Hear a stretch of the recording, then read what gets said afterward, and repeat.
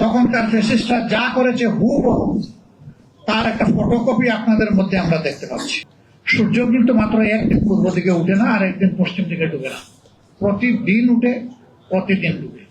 সূর্য যখন উঠে তখন শক্তিমত্তা নিয়ে উঠে, দুপুর পর্যন্ত মারাত্মক বিরক্তপনা থাকে, তার ঝাল থাকে অনেক, কিন্তু দুপুরের পর থেকে তার পতন শুরু হয় এবং শেষ পর্যন্ত গিয়ে সে ডুবতে বাধ্য হয়। আল্লাহ তাআলা আমাদেরকে মুক্তি দিলেন একটা রক্ত ভেজা আন্দোলনের মাধ্যমে। তারপরে এই স্মৃতি তাড়াতাড়ি ভুলে গিয়ে যে হাসলটটা ফ্যাসিস্ট সরকারের ছিল সেটা আপনারা আবার ধারণ করতে যাচ্ছেন কেন? আমরা তো নতুন কিছুই দেখতে পাচ্ছি না। তখনকার ফ্যাসিস্টরা যা করেছে হুবহু তার একটা ফটোকপি আপনাদের মধ্যে আমরা দেখতে পাচ্ছি।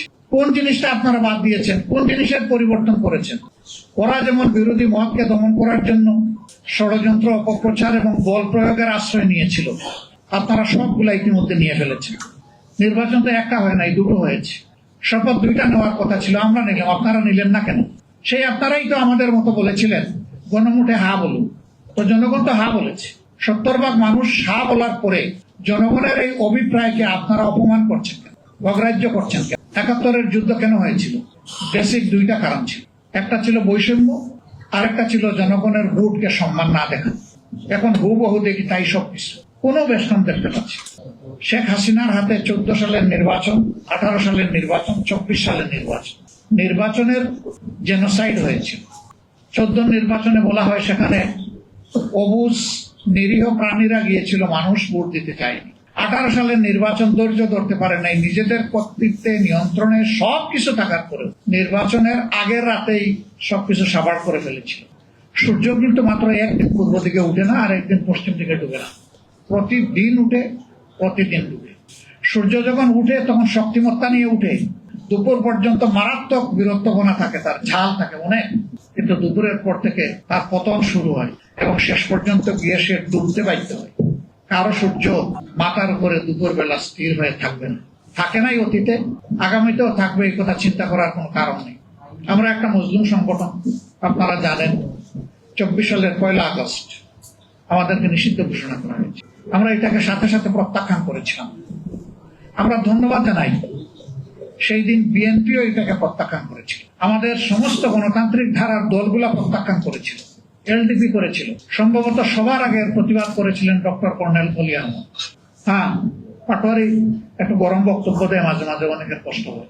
সে নরম সুরে বলেছে, আমি আর গরম বক্তব্য দিব না, কোনো বক্তব্যই দিব না, শুধু আলিফের চোখটা ফিরিয়ে দেন মাননীয় প্রধানমন্ত্রী। পারবেন? চোখটা ফিরিয়ে দিতে পারবেন? পারবেন না। নিরীহ একটা ছেলে, সে কি হাতে অস্ত্র নিয়ে কাউকে মারতে এসেছিল?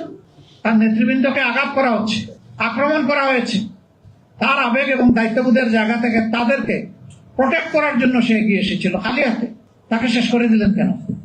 মনে রাখবেন, দুধ কলা দিয়ে যদি কাল সাপ বসেন, একদিন সেই সাপের বলে আপনার জীবনে যেতে পারে।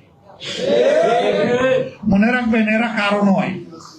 এরকম আচরণ যারা করে, যেই করুক, আমি কারো পার্টিকুলার নাম নিতে চাচ্ছি না, এরা আসলে মতলববাজ, এরা তাদের নিজের, এবং এরা সমাজকে ডুবায়, নিজেও ডুবে। 24 আমরা বৃথা যেতে দেব না ইনশাআল্লাহ। জুলাইকে আমরা হারিয়ে যেতে দেব না ইনশাআল্লাহ। জুলাইকে সব কিছুর বিনিময়ে বাঁচিয়ে রাখবো, কারণ জুলাই এসেছে মূলত বৈষম্যকে মুহুরের আঘাত দেওয়ার জন্য। বৈষম্য আর চলবে না বাংলাদেশে। নাসিরুদ্দিন পাটোয়ারি বলেছে, হয় জেলে আর না হয় কবরে। আমি বলবো না, আগের সরকারও আরেকটা জায়গা তৈরি করেছিল, সেটা আয়না করে। এরকম যত ঘর হোক, সকল ঘরকে ইনশাআল্লাহ আমরা কোনো পাত্তাই দেব না। আমরা অঙ্গীকারবদ্ধ, গণভোটের রায় বাস্তবায়ন হবে ইনশাআল্লাহ, বাংলাদেশে হবে। 96 সাল নিয়ে জামাতকে কুঠা দেওয়া হয়, জামাতটা কি আওয়ামী লীগের সাথে জোট করেছে। 91 সালে পার্লামেন্ট গঠন হয়েছিল কিভাবে আপনারা জানেন? সরকার কিভাবে গঠন হয়েছিল? আমাদের সমর্থনের কারণে বিএনপি সেদিন সরকার গঠন করতে সক্ষম হয়েছিল।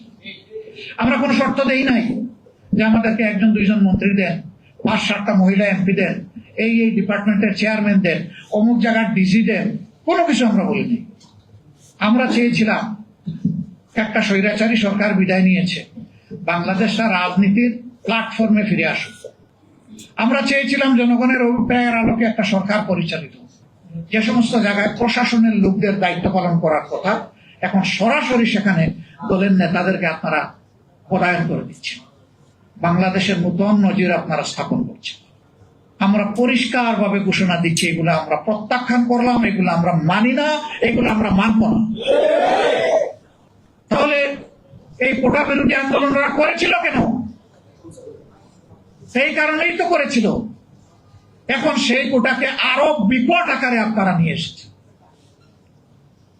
আন্দোলন কারো সৃষ্টি করতে হয় না, আন্দোলনের কজ যখন তৈরি হয়ে যায় আন্দোলন তখন অটোমেটিক্যালি সামনে চলে আসে।